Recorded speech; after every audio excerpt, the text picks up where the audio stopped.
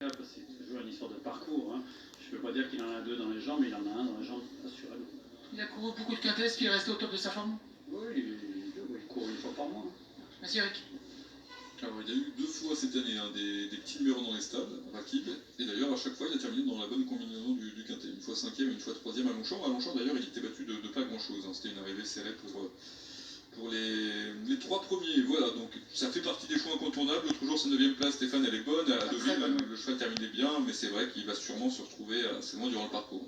Je rappelle que l'an passé, il était non seulement au départ de cette même épreuve, mais qu'il avait terminé 2e de cette même compétition, alors qu'il s'est lancé de la stalle numéro 13. Il avait pu être placé assez vite parmi les chevaux de tête. Quand l'an dernier, il est 2e de ce quintet, il était en valeur 37. Il est au départ de cette année en valeur 36,5.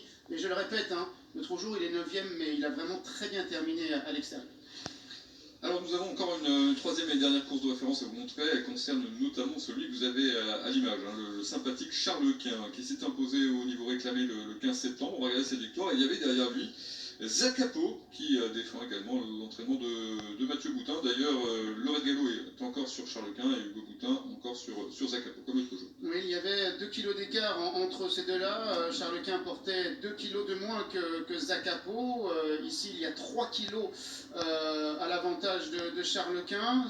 Charles Quint, c'est ce grand cheval là, très imposant qui donne beaucoup de joie à ses propriétaires, à ses entourages. D'ailleurs, il avait été acheté, Mathieu Boutin l'a récupéré, et c'est un concurrent qui a été défendu l'autre jour. Zacapo, très bon 2e. Voilà, on passe des réclamés à un quintet avec les 2 représentants de Monsieur Nicolas. Charles Quint, ça aurait pu être une base possible hein, dans le duel d'experts. J'avoue personnellement avoir un petit peu hésité sur son cas. Ce qui m'a finalement fait ne pas le prendre en base, c'est son numéro dans les stalles, parce qu'il va falloir donc faire avec le 14 hein, pour le Roi de Gallo. C'est pas simple, on sait, à Chantilly. Mais en tout cas, la forme est là, et ça fait partie, en théorie, des très bonnes chances. On parle maintenant de Gaillard, le numéro 12, avec son entraîneur. Gaillard peut-il remporter ce quintet plus, Axel? Telle est la question, j'espère. Comment vous l'avez actuellement? Le cheval est très bien, il reste sur 2 bonnes performances. Et on a un bon numéro de boîte. En valeur, il a déjà prouvé qu'il était capable de faire arriver des quintets avec une valeur un peu supérieure. On y croit pour aujourd'hui. Il peut être monté de façon offensive? Pas très offensive, pas aller devant, mais il peut être monté pas loin de la tête, il a un bon numéro de boîte. Il est quand même beaucoup plus facile à monter qu'avant. Moi je pense qu'il peut être monté dans le groupe de tête. Certains se posent la question, pour quelle raison vous ne montez pas, je vous laisse le dire. Ah, c'est le point. Merci Axel. 54,5 kg à porter aujourd'hui pour Gaillard. Et donc c'est Mickey Parzolna qui est en scène, très bon numéro dans les stades, hein, le 2, ça c'est parfait, le cheval reste sur un succès sur le parcours. Donc ça fait partie des chevaux assez logiquement joués. 8,5 contre 1. Pourquoi pas hein. Oui, pourquoi pas. 3e d'un handicap en début d'année en 38, là il est en 35, il est en forme, donc il a pas mal de choses pour lui. Il fait donc partie des concurrents sous la barre des 10 €, à l'image également du numéro 3, No Limit Dream, qui est présenté par Gérald Mousset. Alors Maxime Guyon est associé à No Limit Dream, alors qu'il montait l'autre jour My Fancy. No Limit Dream qui a remporté un quintet à Fontainebleau, qui a ensuite échoué à Lyon, et qui l'autre jour à Chantilly, à l'occasion de sa course de rentrée, n'a pas eu les coups des franches. Non, il n'a pas eu le passage, il s'est retrouvé côté corde et l'ouverture ne s'est pas faite, en tout cas elle ne s'est faite que très tardivement.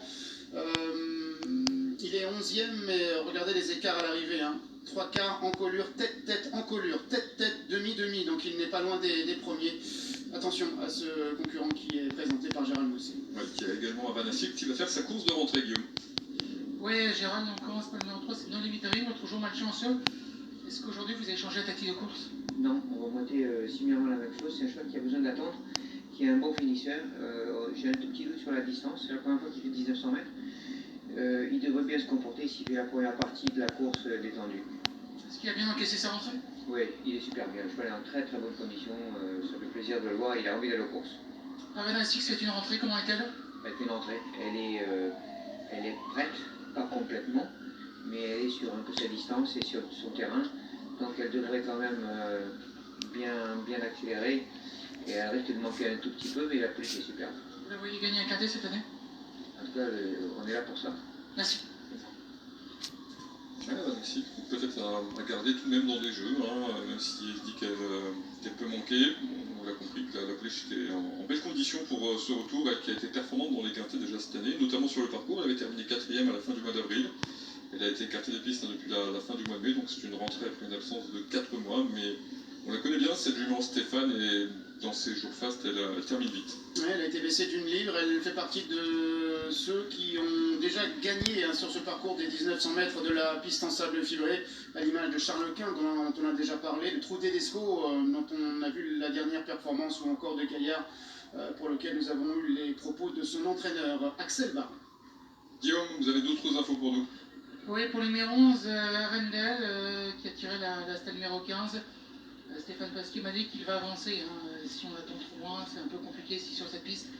Donc sachez qu'avec toute l'équipe, ils ont décidé de démarrer un peu et de se ranger, mais sachez qu'Arendel ne va pas être content dans la position. Ça peut être une information importante pour les téléspectateurs. Ok, parfait, bien, merci pour cette info. Tiens, regardez, donc là, on l'a justement à l'image Arendel, pouliche par Galileo, qui défend la Kazakh Mirkos, Kazakh Flaxman, André Fab, donc on présente cette concurrente qui a terminé 4e d'un quintet à Dieppe lors de sa dernière sortie. Le favori, Trou Tedesco, que vous auriez retenu en tête ou pas, Stéphane? Pas en tête, mais je l'aurais retenu très haut. Ouais. Moi j'aime beaucoup Rakib. J'aime bien Nonimi Drin également, mais Trou Tedesco, dans la course de rêve, la performance était très bonne.